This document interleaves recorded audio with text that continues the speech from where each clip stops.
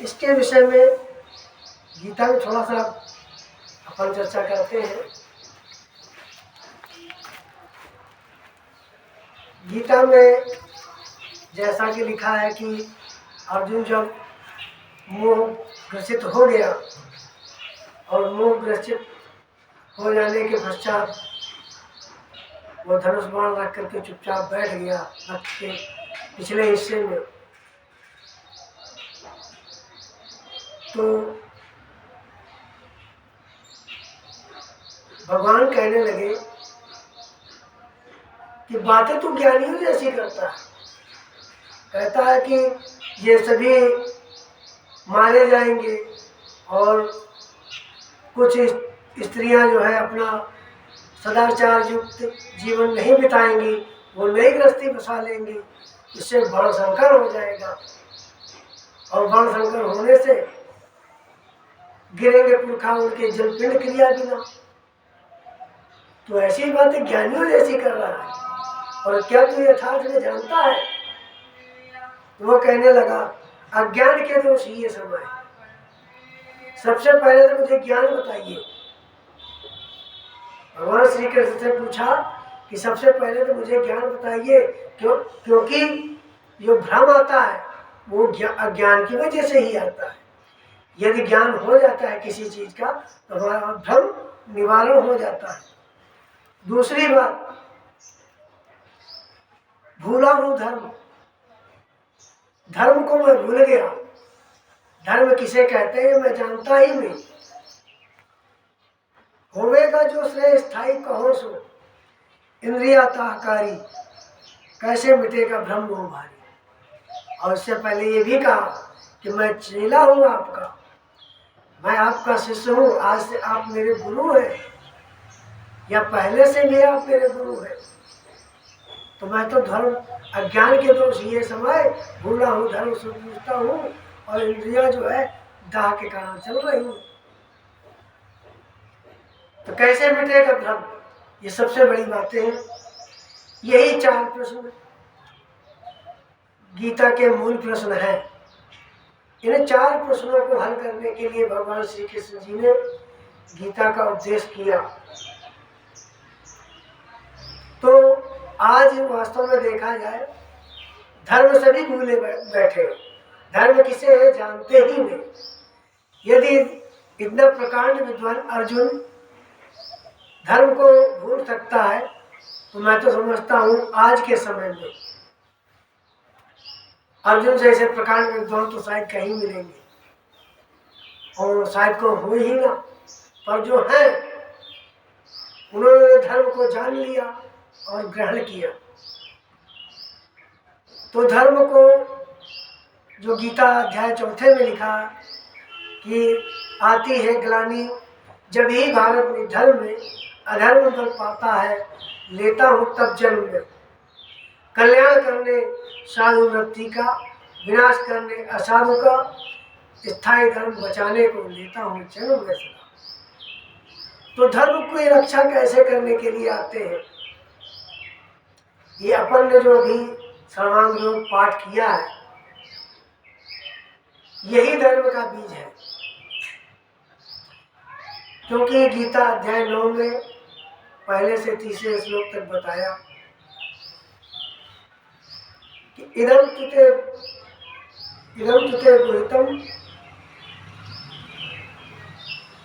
तुते गुहितम प्रवक्ष्यामि मोक्ष संयोगे ज्ञानम विज्ञान सहितम यद ज्ञात्वा मोक्षेद आशुभा।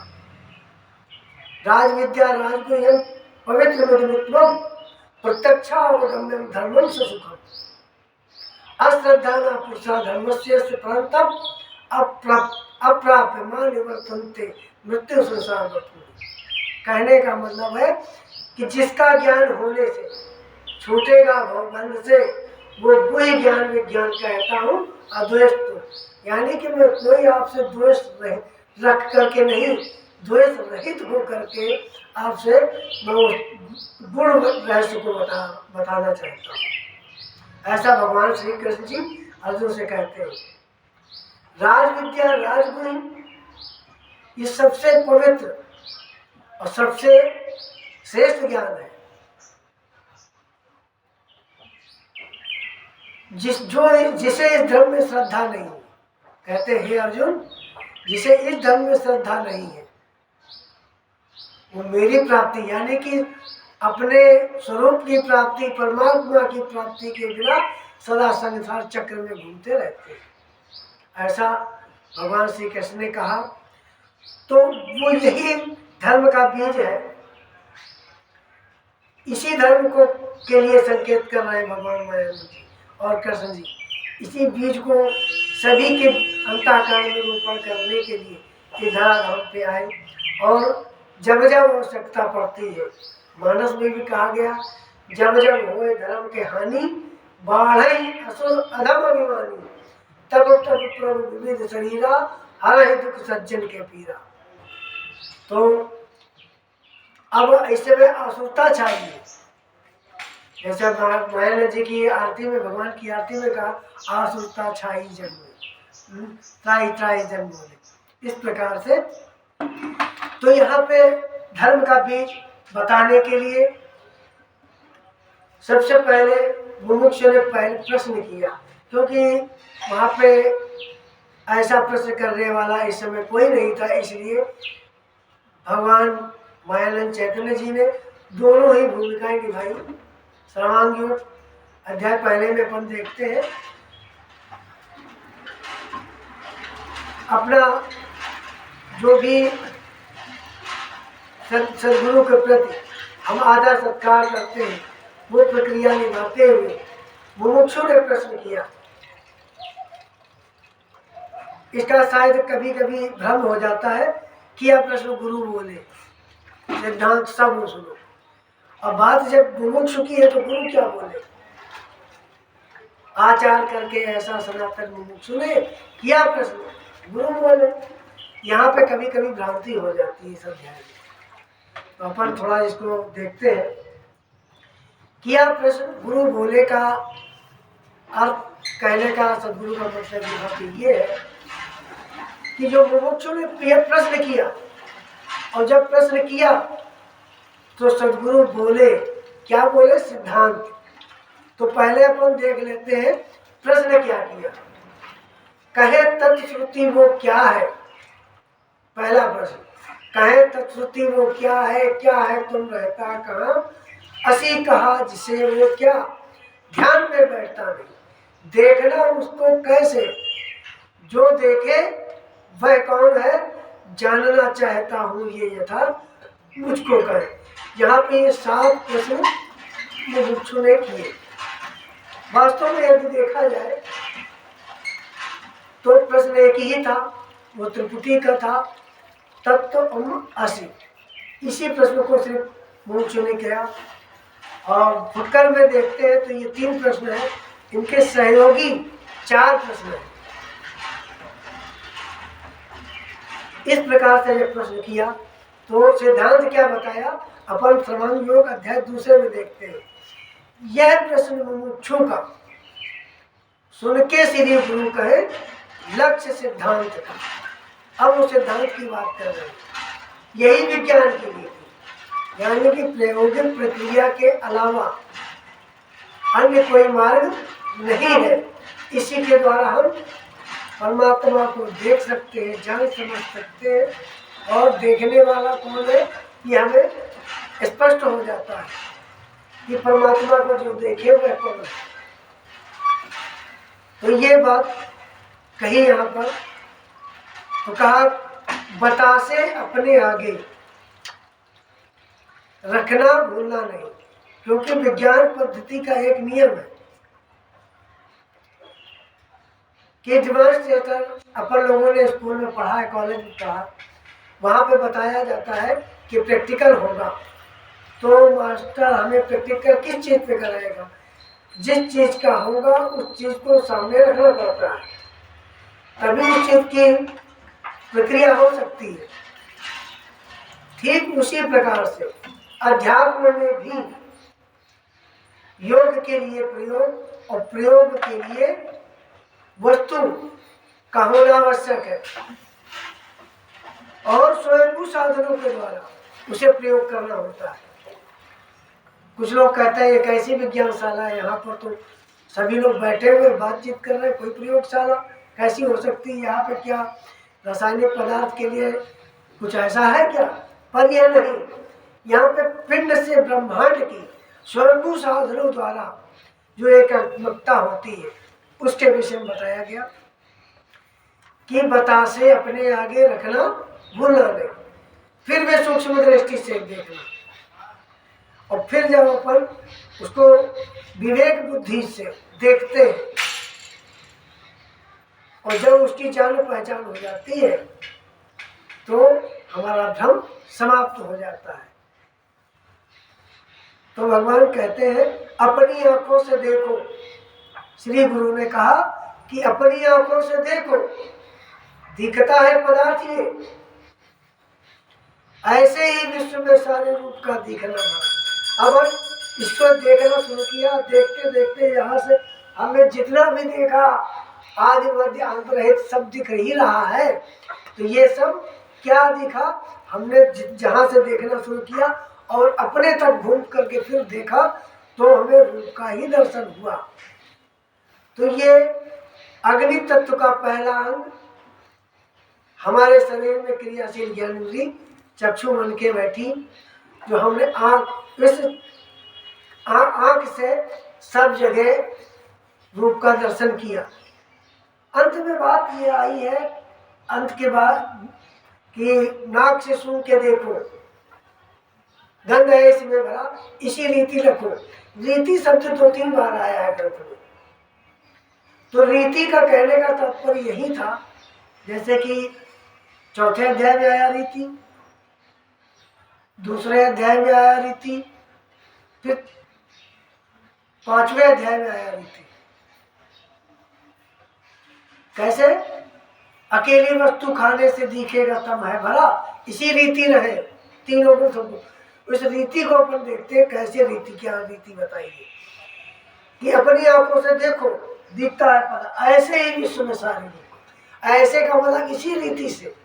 दूसरी बात, इसे हाथ लगा देखो, जहाँ हमने स्पर्श करके देखा तो इसी रीति से जहाँ जहाँ हमने स्पर्श करके देखा सब जगह स्पर्श का अनुभव हुआ, अखंड अनुभव हुआ।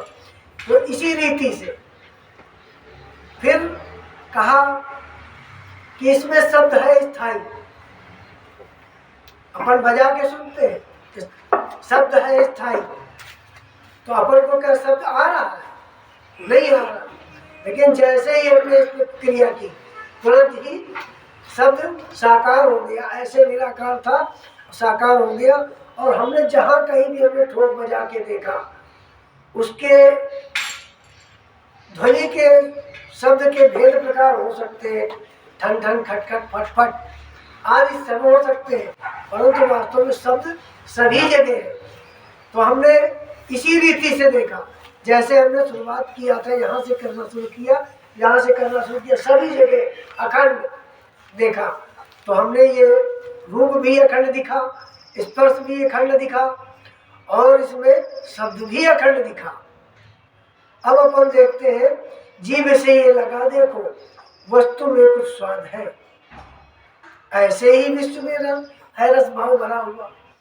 तो इसी रीति से बात वही है जो लास्ट 5वें श्लोक की आखिरी लाइन कह रही है, नाक से सुन के देखो, गंध है इसमें भरा, इसी रीति, उसी रीति की बात कर रहे हैं यहाँ पर।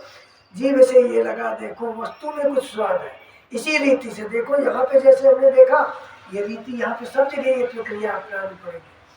ऐसे हमने जब अपनाया सब जगह, तो सब जगह हमने ओतप्रोत रस हमने देखा हमारे अनुभव में, और देखा कहाँ से? जीभ से। अब लास्ट बात आती है, नाक से सुन के देखो। हमने जहाँ जहाँ आँख से देखा, त्वचा से स्पर्श करके देखा, ठोक बजा के देखा, और हम वहीं रस भाव सब जगह देखा, इसी प्रकार हमने नाक से जब जगह जगह देखा तो सभी जगह, सभी वस्तुओं में, सभी पदार्थों में गंध का अनुभव हुआ। गंध का ढेर प्रकार हो सकते हैं, पर गंध सभी जगह ओतप्रोत है। तो दिख रहा है निज मात्र को अद्भुत रूप अखंड, ये सब अखंड ही तो दिखा। ये शब्द क्या है? रूप है। स्पर्श क्या है? रूप है। रस क्या है? रूप है। गंध क्या है? रूप है। और मीठा जो हमने इस प्रकार से हमने पांचों ही ये रूप कहे जाते हैं। और इनके जो भेद प्रकार होते हैं, जैसे रूप कहीं पे नीला, पीला, टेढ़ा मेढ़ा, ये स्वरूप है, पर रूप सब में है। ऐसे ही शब्द सब में है, पर उसके भेद प्रकार है। स्पर्श चिकना, मुलायम, खुरदुरा आदि हो सकता है, ये सब स्वरूप है, पर स्पर्श सभी में। तो ये रूप दिखाया था अपने मात को, भगवान राम ने कौशल्या माता को दिखाया। अपन आगे देखते हैं कि घी के साथ मिला दो, क्योंकि तीसरे अध्याय का जो श्लोक है पहला, उसमें यही कहा गया था स्वरूप वस्तु का देखो, देखने की सिर्फ अपन बात कर रहे हैं। तो घी के साथ मिला देखो। अब घी में अपन मिला के सामने रख ले तो क्या देखने से कोई फर्क पड़ेगा? कुछ भी समझ में नहीं आएगा। जब हमने घी के साथ मिलाया और हमने भक्षण किया तो उसमें हमें उसका अनुभव आया। क्या अनुभव मिला? हमें तुष्टि, पुष्टि, शांति और स्वास्थ्य के लिए स्वास्थ्यवर्धक, और खाने में भी कोई दिक्कत ना हुई, खाने में भी अच्छा लगा। कहने का मतलब यहाँ पे ये है, जो तत्वदर्शी सद्गुरुओं ने शुरू से अंत तक व्यवहार में जो भी अच्छा ही अच्छा पाया था, उसे शास्त्रीय भाषा में सतोगुण कहा, नाम दिया। और इसी प्रकार से जब जल के साथ मिला देखो, जल के साथ भी अगर हम मिला घोल के रख ले तो हमें क्या कोई अनुभव होगा? कोई अनुभव नहीं। जब हमने पिया, क्रिया की, और जब पिया तो हमारे अंदर गया। पीने में तो अच्छा ही लगता है सब सभी को, परंतु हमें 2-4 गिलास और पीने की इच्छा हो गई, हमने पी लिया, पीने में अच्छा लगा, पर कुछ समय बाद परिणाम उसका बुरा।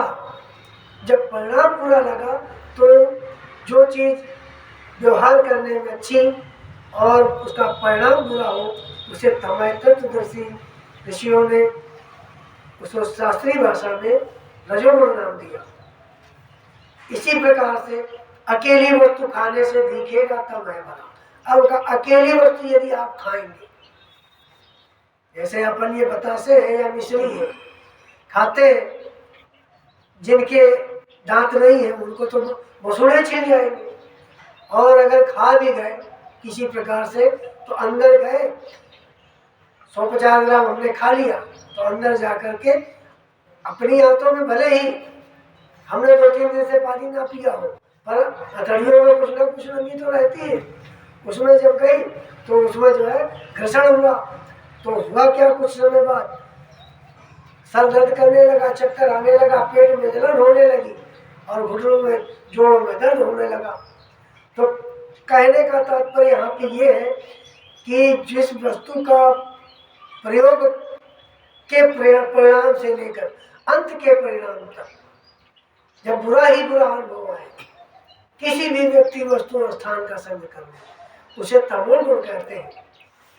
तो जीवों में अन्न के द्वारा ये तीनों स्थूल रूप से, कौन कौन? कफ, वात और पित्त, ये तीनों स्थूल रूप से है। कैसे? कि जब हमारे शरीर में ये गया तो हमारे शरीर में ये बुद्धि के रूप में विकास हुआ इसका, जिसे सतोगुण कहते हैं। और बात के रूप में जो प्रकट हुआ उसे रजोगुण कहते हैं। और जो पित्त, यही तीनों वेग बन के अपने हमारे शरीर में स्पंदन करने लगते हैं। तो हम ये अष्टधा प्रकृति के विषय में और अष्टधा 8 पंच तत्व और 3 गुणों तक की अपन बात करते हुए, क्योंकि समय का भी थोड़ा अभाव है, तो इस कारण अपन यहीं पर अपनी वाणी को विराम देंगे। बोलो सद्गुरु भगवान की जय।